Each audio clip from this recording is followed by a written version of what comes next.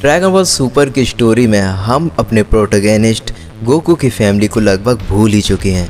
हम जानते हैं सिर्फ बारडॉग ही नन कैनन और कैनन थोड़ा दिखाया गया है और हमने देखा है ग्रैंडपा गोहान को और हमें उसकी मदर गाइन का स्टोरी में थोड़ा सा ही मेंशन दिखाया गया है। हम गोकू की फैमिली में से एक मेन कैरेक्टर उसको तो हम भूल ही रहे हैं जिसका नाम है रेडिट्स, जो कि गोकू का एल्डर ब्रदर है। हमें रेडिट्स फर्स्ट अपीयरेंस में ड्रैगन बॉल जी में दिखा था, जो कि गोहान, पिक्लो, गोकू के तीनों का माइंड पावर को भी ओवर पावर्ड कर चुका था। यही वजह था जिसकी वजह से गोकू पहली दफ़ा मारा गया था। हमें नाप्पा का तो ड्रैगन बॉल जीटी में अपीयरेंस टाइप का दिखाया गया, पर रेडिट्स जो कि एक सुपर ब्लड लाइन है उसे तो भूल ही गया, पर हम नहीं भूलेंगे। हम देखेंगे कि गोकू को जब याद आती है अपनी ब्रदर की तो वह उसे किस तरह से मिलने जाता है और पता करता है कि वह कितना ज़्यादा ताकतवर हो चुका है। पर इसके पहले मैं चाहता हूं कि आप मुझे सपोर्ट दिखाएं, हमारे वीडियो को लाइक करें और चैनल को सब्सक्राइब करके कमेंट में नेक्स्ट पार्ट ज़रूर लिखिएगा। हमारी कहानी की शुरुआत किंग काय प्लानेट से होती है, जो कि बिल्कुल पीसफुल रहता है, पर सडन वहाँ पर शेकिंग स्टार्ट हो जाती है। पूरा प्लानेट हिलने लगता है और हमें कहीं से आवाज़ आती है, गोकू स्टॉप, क्या तुम इस प्लानेट को फिर से तबाह कर दोगे? इसे तो बनाए अभी कुछ दिन भी नहीं हुआ है, प्लीज़ रुक जाओ। हमें देखते हैं गोकू और किंग काय। गोकू शांत हो जाता है और वह अपने सुपर सैयन फॉर्म में होता है। तभी किंग काय कहते हैं, ये क्या कर रहे हो तुम गोकू? गोकू कहता है, आपने मुझे रोक दिया, मैं तो अपने वार्म अप को कंप्लीट कर रहा था। तभी किंग काय कहते हैं, वार्म अप? तुम इसे वार्म अप कहते हो? गोकू, वो समय चला गया जब तुम कायोकेन सीखने यहाँ आए हुए थे और यह छोटा सा मेरा प्लानेट तुम्हारी उस पावर को झेल गया था, पर अब बात समय ख़त्म हो चुका है। तभी किंग काय कहते हैं, यह तो लाजवाब भी है, तुम साइंस में बहुत ही ज़्यादा फ्राइटनिंग पावर्स हैं। जैसे कि अगर हम देखें, तुम आए थे स्नेक वे से, जो कि पूरे एग्जस्ट हो चुके थे यहाँ तक आने में, और अब देखो तुम कितने ज़्यादा पावरफुल हो चुके हो। Even you have become a super Saiyan God. तुमने रेडिट से अपनी पहली लड़ाई की थी जब तुम अडल्ट थे, और अब तुम इतने ताकतवर हो कि तुम वीरस के साथ भी लड़ सकते हो। मैं तो यह सोच रहा हूँ कि अगर तुम्हारी पूरी सैयन रेस को फ्रीज़र ने वाइप्ड आउट नहीं किया होता तो तुम सब अभी कितने ज़्यादा ताकतवर हो चुके होते। तभी हम देखते हैं कि गोकू सोच में पड़ जाता है और कहता है, रेडिट्स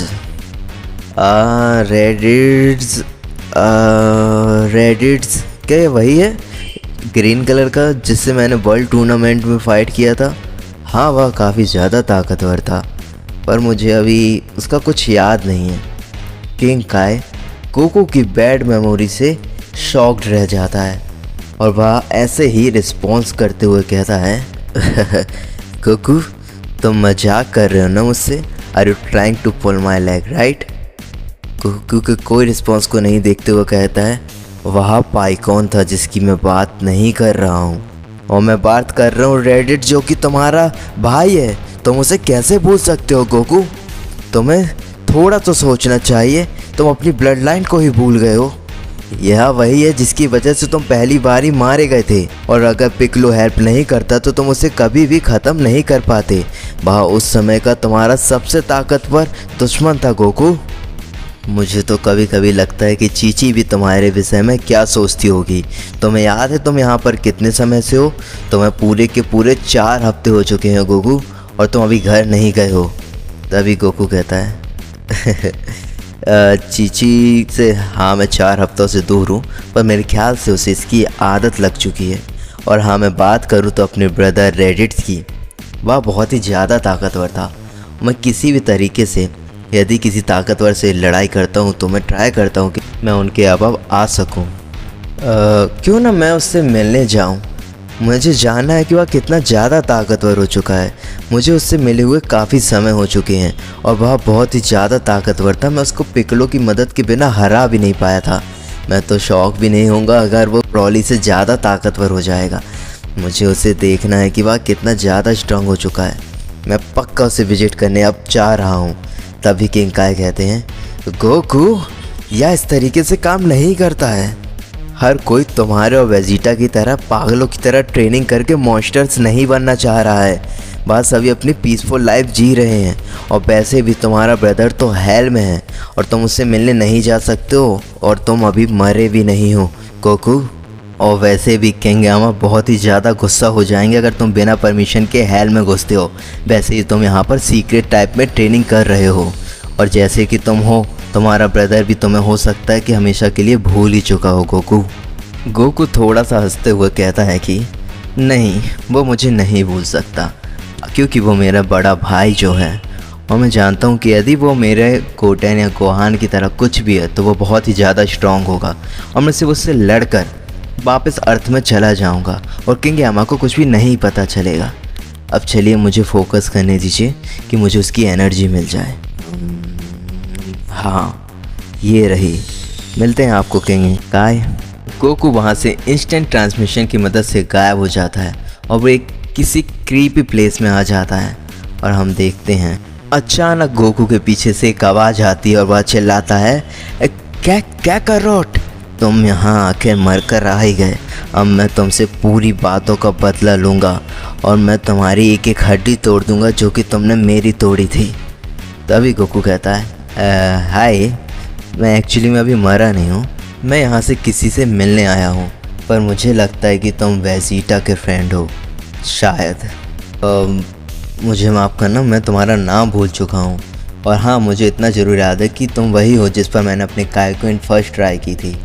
वह बहुत ही अच्छी ट्रेनिंग थी, तुम्हारी बदौलत मैं उस पर किसी तरह से कंट्रोल कर पाया। उस टाइम पे मेरा कंट्रोल इतना अच्छा नहीं था, इसलिए मैं थोड़ा ओवर पावर्ड जाकर तुम्हारी बोन्स को ब्रेक कर दिया था, पर मैंने तब भी तुम्हें मारा नहीं, तुम्हें याद होना चाहिए। और पर मैं यहाँ पर अभी अपने ओल्डर ब्रदर रेडिट से मिलने आया हुआ हूँ।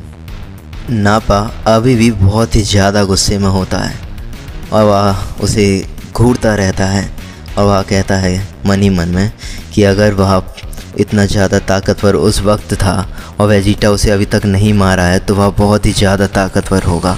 तभी वह कहता है कि अब तुम्हारी ट्रिक्स मुझ पर काम नहीं आएंगी, बात जो भी हो, कायोकेन कायोक्रैप मुझे नहीं पता, पर यह सारी चीज़ें अब रेडिट्स पर तो बिल्कुल भी वर्क नहीं करने वाली हैं। मैं तो खुश हूँगा जब मैं तुम्हें देखूँगा, तुम्हारा भाई जब तुम्हें यहाँ पर मार डालेगा।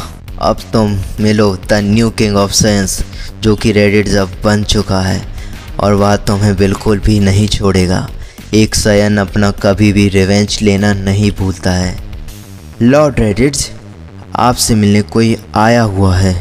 तभी हम देखते हैं कि बहुत ही अंधेरा होता है और वहाँ से कोई बाहर आता है और वह कहता है, स्नैपा साइलेंस, क्या मुझे नहीं पता है कि यह मेरा भाई है?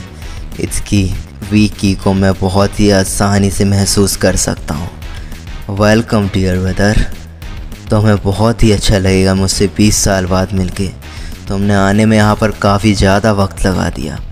हम देखते हैं कि रेडिट्स पहले से बहुत ही ज़्यादा स्ट्रांग हो चुका होता है, पर उसके चेस्ट से बाहर मार्क अभी तक नहीं गया होता है जो कि पिकलो ने उसे दिया होता है। क्या तुम यहाँ पर अकेले आए हो?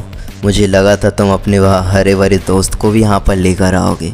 और वो तुम्हारा छोटा रूंदरू बच्चा कहाँ है? क्या वह अभी भी रोता रहता है? और उसे कैसा लगेगा जब उसे पता चलेगा कि तुमने उसके चाचा को यहाँ पर बंद करके रखा हुआ है?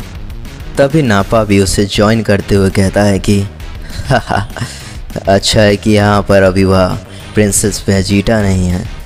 वह सिर्फ मेरा फ़ायदा उठाना जानता था। मैंने उसकी इतनी अच्छी सर्विसेज की, उसे पूरा पाला पोसा, उसके साथ बड़ा हुआ, और वो भी सिर्फ इसलिए कि वह मुझे मार सके। उस पंख को पता नहीं है कि रेडिट्स कितना ज़्यादा ताकतवर हो चुका है। अब यहाँ पर कोई भी इतना ज़्यादा ताकतवर सयन नहीं है जितना रेडिट्स है। अगर वेजिटा यहाँ होता तो उसे भी रेडिट्स एक नेक्स्ट डायमेंशन में ही भेज देता। तभी गोकू चिल्लाते हुए कहता है, क्या तुम बहुत ही ज़्यादा ताकतवर हो चुके हो? और वेजिटा से भी? मैं तुम्हारी पावर्स को देखने के लिए बहुत ही ज़्यादा तड़प रहा हूँ, प्लीज़ जल्दी मुझे भी दिखाओ ना। सो गाइस, नेक्स्ट चैप्टर हम देखेंगे कि रेडिट्स कितना ज़्यादा स्ट्रॉन्ग हो चुका है और वहाँ कितने फॉर्म अचीव कर चुका है। तब तक के लिए आप हमारे वीडियो को लाइक कीजिए और चैनल को सब्सक्राइब। Thanks for watching.